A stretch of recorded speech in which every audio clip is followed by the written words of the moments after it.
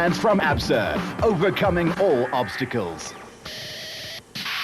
This is the Amatole 500, and with a homeward-bound journey ahead of the drivers, but that entailed more than 200 k's of rough, tough and fast racing ahead, the drivers, navigators and their teams were all hoping that the fine but cold weather would continue. It kept the cars and the tempest cool, while the mountain provided spectacular scenery.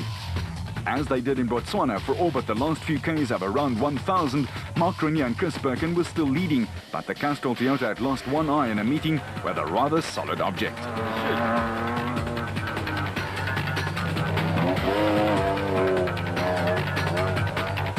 Grobler was hoping to make it 5 consecutive wins for Nissan and 3 for him for 07, and looking like he was closing the 71-second gap to Grenier.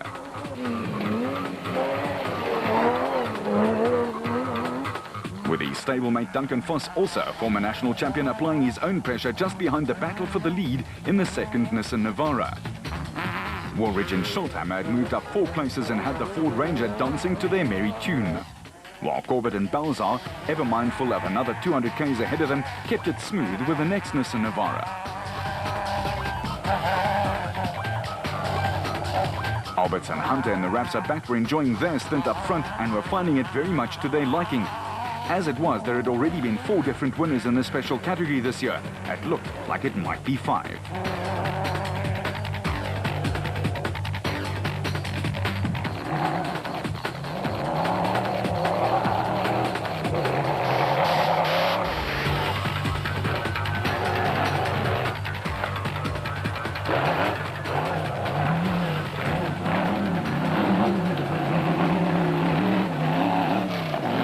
Hutchison and Bergman, after having lost teammate Cox to the same problem, were still battling their alternator in the Batspec 3. They've been beset with problems since unveiling their new chariot. But the biggest movers of the day were certainly the Harpers. Their Atlas Copco bat just kept getting better, and so did they. They were up into the top 10 and still climbing. A fine move.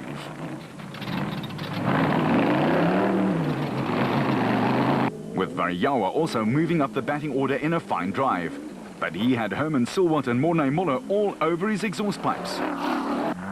The Balkhaisens were very smooth and seemed to enjoy themselves thoroughly in the mountains, but disaster awaited them as they rolled, and as a result failed to see out the distance.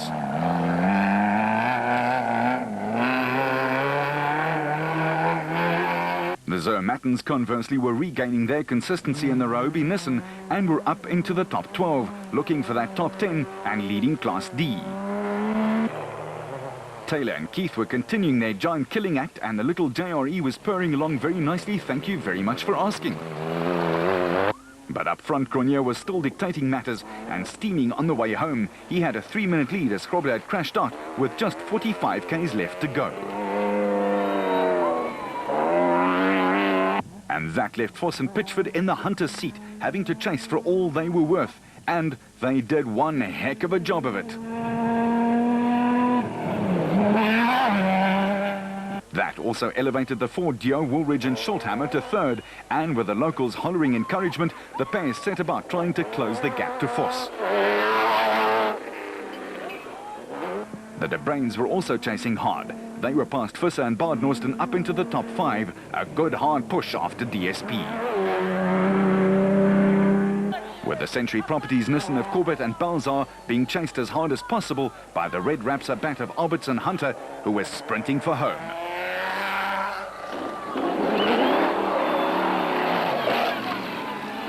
The Harpers were next and astounded everyone by sticking to the plan and working the car as well as they could. They were just 3 odd minutes behind after being quite a long way back at one stage.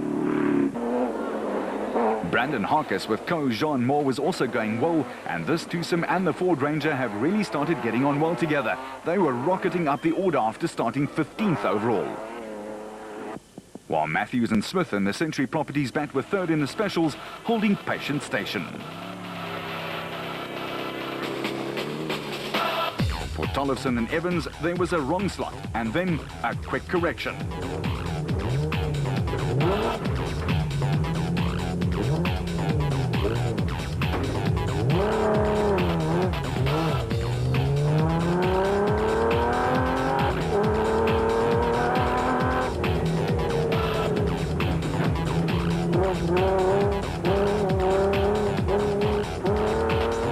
Clint Gibson and Gary Campbell in the Absolute Bat had a storming run on the home journey, and after being 24th overall and 13th in class, were 4th, a fine drive.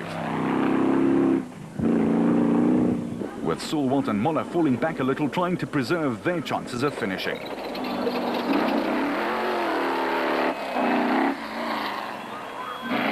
Gary Gillingham and Peter van Vuren themselves had moved up 6 places in the specials and were heading for one of their best finishes of the 07 season. While Terence Marsh and his co-driver Peter Groenewald in the Regent Bat Spec 2 were as always very consistent and up into 7th place.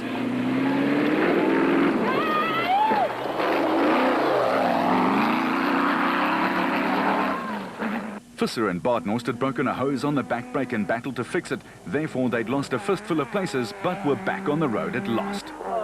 And the Zermattens, Henry and Maurice, were consolidating their fine return to form with a place in the top 10 in the Roby Nissan, while Variawa and Rousseau had got stuck in a ditch and then suffered a flat to drop them back.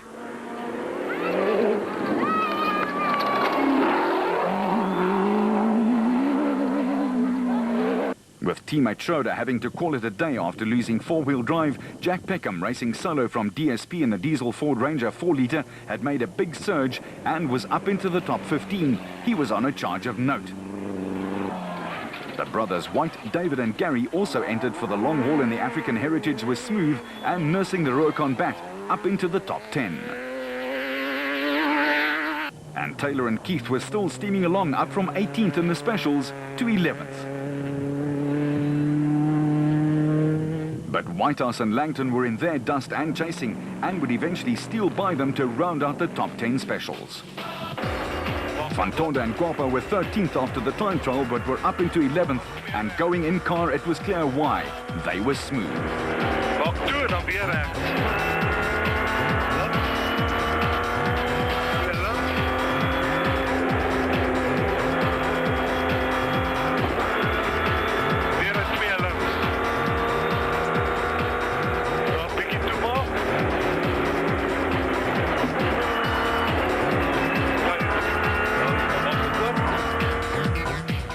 And in Class D, the Weichholtz, Cliff and Louis were second, chasing after the Zermattens and just 4 minutes in arrears.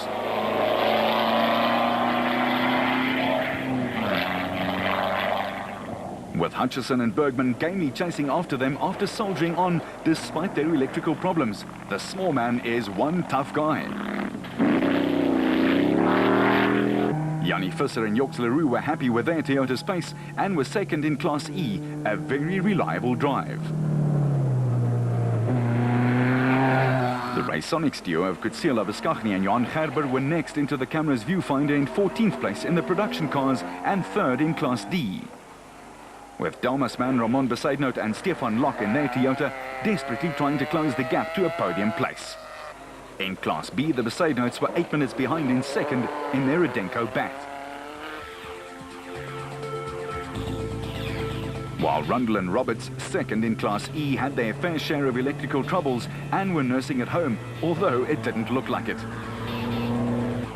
Thompson and Blakey in their Zarko Light were going nicely too and had made up a lot of places from their start in 47th overall.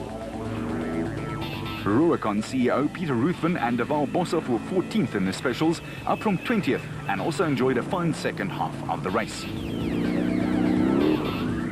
While Mark and Stuart Moffat brought their Toyota Hilux home in 4th place in Class E.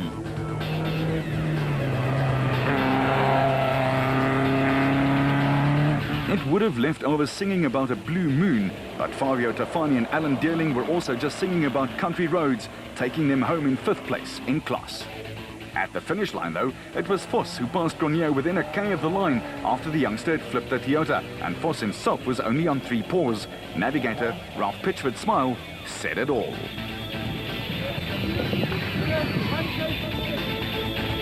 Woolridge and Schulthammer were almost 2 minutes in arrears in second and getting back to being at their best in the Ford. But the Nissan pairing made it 5 for 5 and a second consecutive win for Voss as he widened the championship points gap at the top of the log. The De Bruins gratefully took 3rd. Duncan 3 out of 3 with a lot of stress out there. Oh, it was a tough race. It was You know, I don't know what the time is now, but it was just focus, focus, focus, and then some more focus. The race was split into almost seven time trials with all the liaison sections, and it was just maximum the whole day long.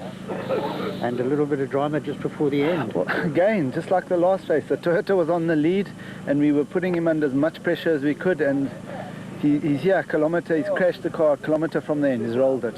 And it was that kind of race. It needed utter and complete concentration every step of the way. Well, you know, I think it's the nature of the race, especially today. You know, it was very, very fast and very slippery, and lots of places where you could make mistakes. You know, as we've seen with the other guys who made mistakes, and we kept it on the track and didn't make any mistakes. You know. And for the second race in a row, Cronje had the finish in his sights and slipped. Yes. Het is jammer van die ander ouens se moeilikheid. Ek meen vir die desert was dit ons beurt geweest en vandag is dit hulle. Ek meen ek voel baie jammer vir Mark, maar ek het 99% van die races voorgeloop en teen die einde 'n slegte draai wat nie gemerk is nie. Ons het gister amper onsself 'n mishap daar gehad. Maar baie vinnige roete. Ek meen vir ons is dit ons is nie gewoond daaraan nie, maar wel ons is hier en ons is baie bly om hier te wees. Cronje's car bore the scars, and it spoke of a championship challenge that went down the drain. For the Rapsa boys, it was a big win. Absolutely, you know, winning a national, especially if, you know, my sort of youngish age, is quite fun, I must say. But what a spectacular race. We've had, you know, it's a bit faster than what we used to, that I must say. But it's amazing. It's a beautiful race venue. Yeah, you know, I enjoyed it. Right to the end, about a kilometre from the end, I lost a wheel, so I ended up with 3 wheels, but finishes and the winner's a win. And as they say in off-road parlance, a finish is a finish, pal. Yes, a tough day, but quite an enjoyable day. It was a very fast race. It was actually a bucky race. But well, we didn't expect it because we don't like to race at this sort of pace. It's fast, you know, almost 200 kilometers an hour in the bush. It's very quick, and we didn't think we would keep up to the pace, but we seemed to, you know, do pretty well at the high speed. The Harpers took second, 3 minutes and 40 seconds off the winning beat. Yeah, we wanted to finish in the top 3. We got a second. It was fantastic. I'm over the moon. I mean, to come from having a bad time trial yesterday, starting off 18th to pulling in second was fantastic. We couldn't have asked for more, you know. While third was taken by gleeful Colin Matthews and Alan Smith, another 4 minutes back. Yes, yeah, lovely result. So third, which is great. We're really happy with the third. How did you find the route? The route is very, very, very fast. It was flat out faster. You really had to stay awake the whole way through. Alan, did you have to work hard? Very hard. He screamed at me a couple of times that the man can drive. The man can really drive. And makes up for the disappointment on the desert race. Yes, yeah, absolutely. It was lucky to come in third. We did pass Silvervolt about 5 k's out. Unlucky for him, he had a puncture. Looks like he just came in now, so we were also a little bit lucky. Henry Zamatin won Class D with an eye on the African Heritage finish. It's a bit of a surprise. We weren't really pushing that hard. We were keeping a very slow, well, not slow pace, but a conservative pace to make sure that we're still here for another 2 days. You know, it doesn't help. You're like a firecracker, you go with a bang and then you don't manage to do the full distance. So we're happy. It's good for our points. You know, after 3 non-finishes, 2 wins is going to help the point situation. So we're quite happy with it. It was a lot faster than we expected. The car's gearing certainly not suited for this terrain. You know, even the Class E's were catching us and there's nothing we could do. We could just sit and watch helplessly. So we made up in the tight stuff and then, it was good fun. A fun second win in a row for Vos, and that leaves him sitting healthily atop the championship log, while the Ford Dio will rue their run of non-finishes in the early season. Still, there are 3 races left to finish, and a lot can happen.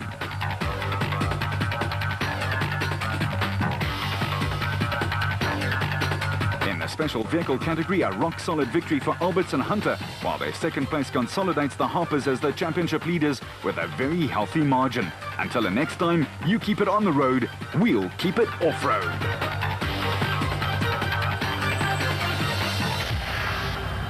That was the ultimate test.